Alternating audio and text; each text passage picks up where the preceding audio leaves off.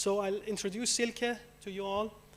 Silke van Klaveren is a business advisor on underground hydrogen storage at EBN. EBN is our national energy company, if I have said it right. Silke obtained her master's degree in geophysics recently, about 2 years ago, and then joined EBN after that. And she has been involved in biomethane, hydrogen, and storage projects. By using facts and figures, she has developed a system-wide perspective on the current and future Dutch energy system. So Silke, we are very much looking forward to your talk, and thanks very much for being rapidly prepared to speak before Anita. So Great. That's also, she didn't expect it to be speaker now. Is it working? Yes. Hi everyone. How are you doing after the lunch break? Hopefully not a lunch after lunch dip.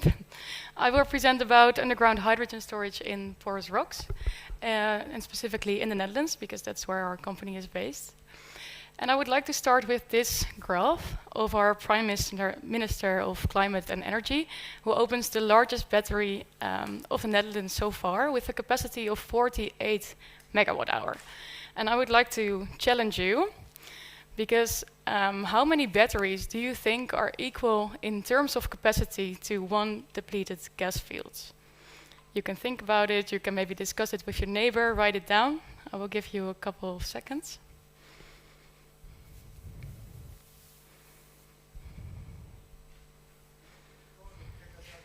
Oh, yeah, so we assume an average size gas field of a working volume of 2 BCM, which is equal to 6 terawatt hours. And a terawatt hour is 1 million megawatt hours, which means that 125,000 of those large-scale batteries are equal to one depleted gas field. So that's a major amount. And this equals 30 caverns of a capacity of 200 gigawatt hours. So we're talking large scale here. So today, after this presentation, you will know even more why we need underground hydrogen storage in porous rocks. We will talk about how much storage we will need. We talk about the Dutch subsurface. And we end with some next steps. What is next after this summer school? And I will ask you for some help. So my name is Silke van Klaveren. I'm a business advisor at EBN. And besides working on underground hydrogen storage, I also work on our yearly infographic. I brought you a copy. So it's facts and figures of the Dutch energy system. And last year we also zoomed in on the European energy system. So if you like, you can have a look after in the break. And I work at EBN. And EBN is a state-owned company, 400% owned by the Ministry of Economic Affairs and Climate. Since the 60s, we are a non-operating partner in nearly all oil and gas production and storage in the Netherlands. And since 2016, we also implement geothermal energy, carbon capture and storage, underground energy storage. And in my team, we specifically also look at the system integration. And we have an advisory role to the Dutch government due to our knowledge on the subsurface and the energy value chain. So let's start. Why do we want underground hydrogen storage in porous rocks? Here we see a visual of the Dutch energy system in 2050. We will know that there will be a big increase in electricity in our system. Nowadays it's only 17%. That will increase until at least 50%, and according to the expert team, even 70%. And we also need to decarbonize industry, therefore we need hydrogen. And 10 to 15% will be heat. And why do we want underground hydrogen storage? Well, Ad van Wijk already explained it. There will be a mismatch in demand and supply. Now we have a continuous supply of fossil fuel energy, but that will vary in time, and also the demand will vary.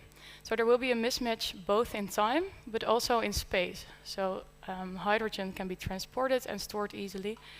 And also very, very important, we want storage because of our security of supply. So what hydrogen storage options do we have? We can store hydrogen in a surface tank. We can store hydrogen in salt caverns, as we already heard, at about 1 kilometer depth. And we can hopefully also store hydrogen in depleted gas reservoirs in 3 to 4 kilometers depth. And they all have different capacity sizes, as I already showed you. So in one tank, you can store 5 to 10 gigawatt hours. In a salt cavern, you can store between 100 and 250 gigawatt hours, and in a depleted gas field, you can go up to terawatt hour scale.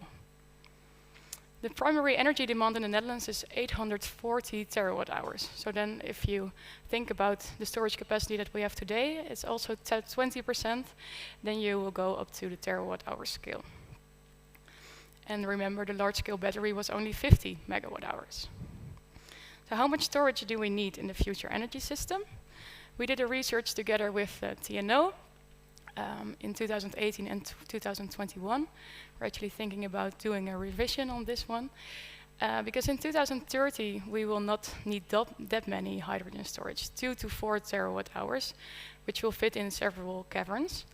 But in 2050, that can go up to 52 terawatt hours, and we will need tens of caverns and also several depleted gas fields.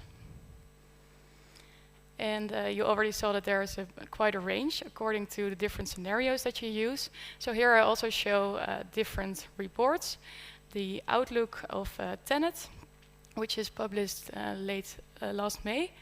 And they state that we will need 24 to 44 terawatt hours of storage in a zero emission energy system. And in Germany even more, 44 to 90 terawatt hours. And also in another report, II 3050, according to, they have 4 different scenarios, and they came up with 14 to 29 terawatt hours of storage in 2050. So the estimations vary, but they're all on terawatt hour scale. And if we look at the options that we have, that means that we will need hundreds of caverns and or several depleted gas fields. So then about the Dutch subsurface. I will try to give you a lesson in geology in one slide of the Netherlands. So about more than 300 million years ago, the Netherlands was located near the equator. And the environment was like a swamp, a tropical forest. And that resulted in the source rock that we know today, which generated our oil and gas in the Netherlands. Then we moved a little bit up north, and we came in what's like the Sahara today. So there was a big desert, and a thick layer of sand resulted in the reservoir rock that we mainly find in the Netherlands, Roodliegend. And later on, there was a shallow sea. It was already in another presentation as well, the Zechstein Sea, which dried up, and therefore a thick layer of salt came on top of this reservoir rock. Later on, during the Triassic, there are also different rock types, sandstones, clay, and evaporites, and we also find some gas reservoirs there still. And later, until now, a lot of sedimentary rock came on top of this. So you probably know that the Netherlands is a very low country. We're actually at 1 meter above sea level here in this room. So this is very low, and a lot of sediments filled in this country, and therefore these reservoirs are located at 3 to 4 kilometers depth, which is deeper than most reservoirs. And in the Netherlands, we don't expect natural hydrogen to be found. I don't know if you have heard about natural hydrogen. It's coming up as a hype. They might have found it in Spain. They're also thinking that they find it in France, and actually in Mali they did find it, natural hydrogen. But we don't have a rock that contains olivine or serpentine, so we don't think there is natural hydrogen in the Netherlands. And this geological history resulted in many, many reservoirs in the Netherlands, about 500 reservoirs. You can see it on this map. In red, you see the gas reservoirs, and in green, the oil fields. And this big one is the Groningen field, one of the largest fields on Earth, with 3,000 BCM. And in the Netherlands, we have 4 underground gas storages in porous reservoirs, besides the 6 salt caverns that are operating. And 200 fields are in production, and 150 are abandoned. And if we look on this map, where we see all the gas fields, we see in blue the fields that we think are suitable for short cyclic underground hydrogen storage, and in orange, which are for long cyclic. And you see that there are many options, many fields. So 56 for short cyclic and 24 to long cyclic, resulting in a big potential storage capacity. So we have many fields and many options. Here we see a plot of 180 fields in the Netherlands, and you see their temperature and pressure. And we see that the temperatures and pressures are relatively high. So pressures are about 300 to 500 bars, and temperatures between 80 and 140 degrees Celsius. And that has implications for the microbial activity and the geochemical reactions. So that's why we're also partner in several research programs, for example, HISPRI, a European Research Consortium, and HISTOREACT, a Dutch research consortium, to find out what is the best window, so what fields can we use for underground hydrogen storage. And last summer school, I learned about this microbial activity, thanks to Nicole. And you've probably seen this figure already quite some times. So last year, we did a research internally where we looked at 3 different gas fields, and I plotted them on this map.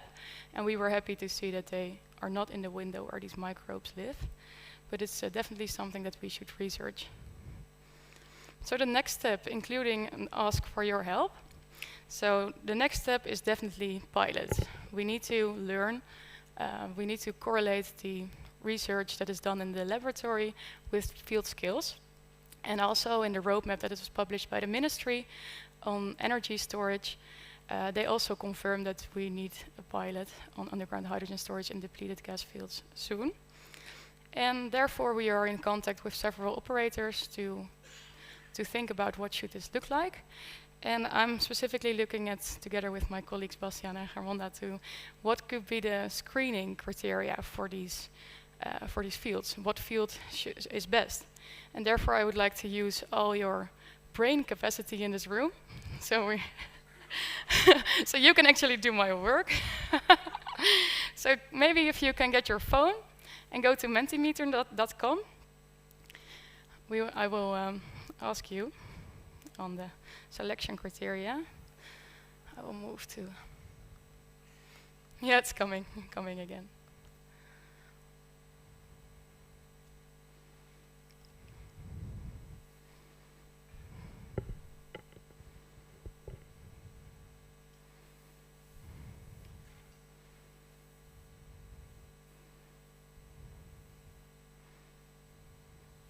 A lot of people are entering, almost 40.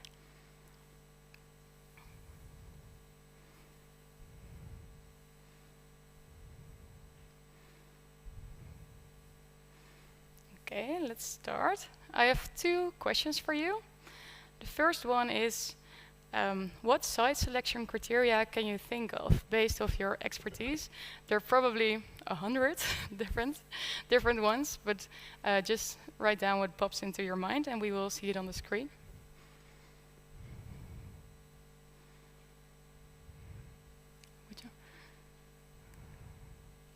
Yeah.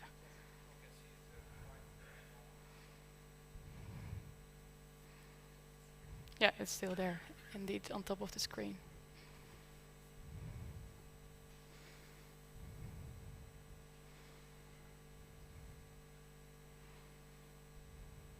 You can think of technical criteria, but also non-technical, maybe.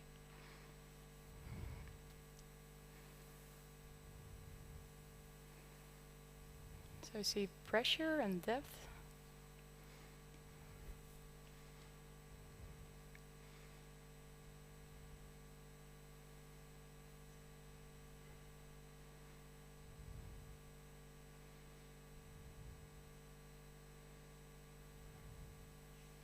A lot of different answers.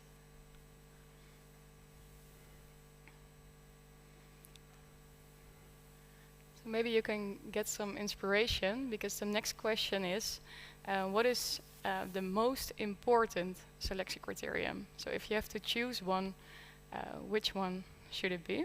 I will wait a couple of more seconds before everybody hand in. Please press send. Great.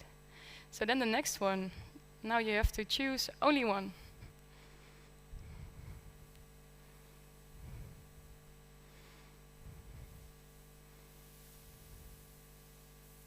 Safety in capitals.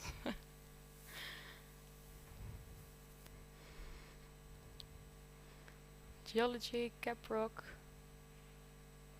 capacity, social acceptance. It's interesting, yeah. I think most of us are on the same page. Great.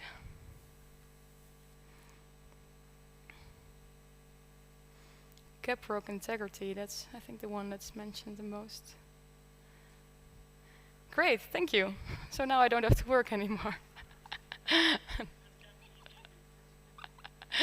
And then my final slide with the takeaways from this presentation. So we know that we will need terawatt-hour scale storage, and therefore we also need to look into porous reservoirs, and we consider salt caverns equally relevant, of course. The Netherlands has many possibilities, and the next steps are starting with pilots and the field screening. Thank you.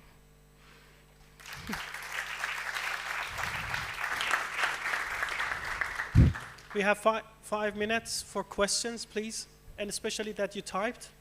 Do we want to take any note about what's the most important? Yeah, I can send it around, maybe. So we have time for questions, Sam?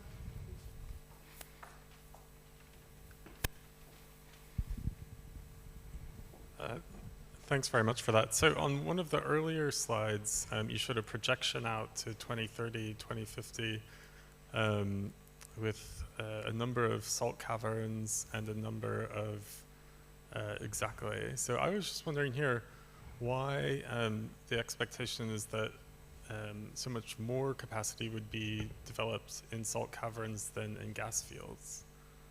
You mean why there are 10 to 65 for salt caverns and 1 to 6 to gas fields? Yes. Yeah, that's also because we think that the salt caverns will be operational in at least 2030.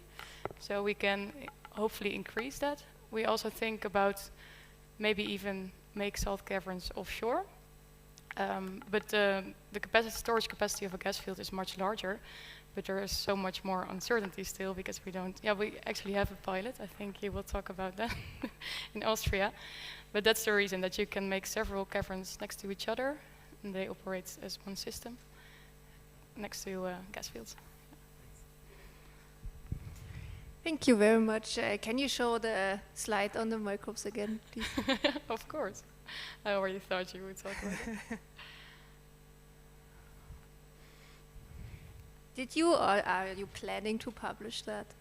Like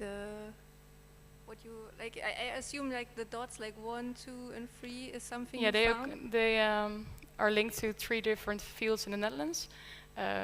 We don't want to raise any concern on which field that is, so we didn't write the field names down, but we're definitely planning to do a screening for the whole portfolio of all the Dutch fields on salinity versus temperature, and then we will see where they plot. Yeah, because I mean this kind of microbial activity at these conditions is more like really like also on an academic basic level groundbreaking, so it would be really nice to get more information on these kind of microbes, also like for general knowledge. Yes, yeah, definitely, thanks. Questions? And it's also different per country, of course, because we have such deep high temperature fields, relatively high. So if there is no question, we postpone also discussion to the session that Eric is going to chair after the next talk. So let's thank Silke again one more time.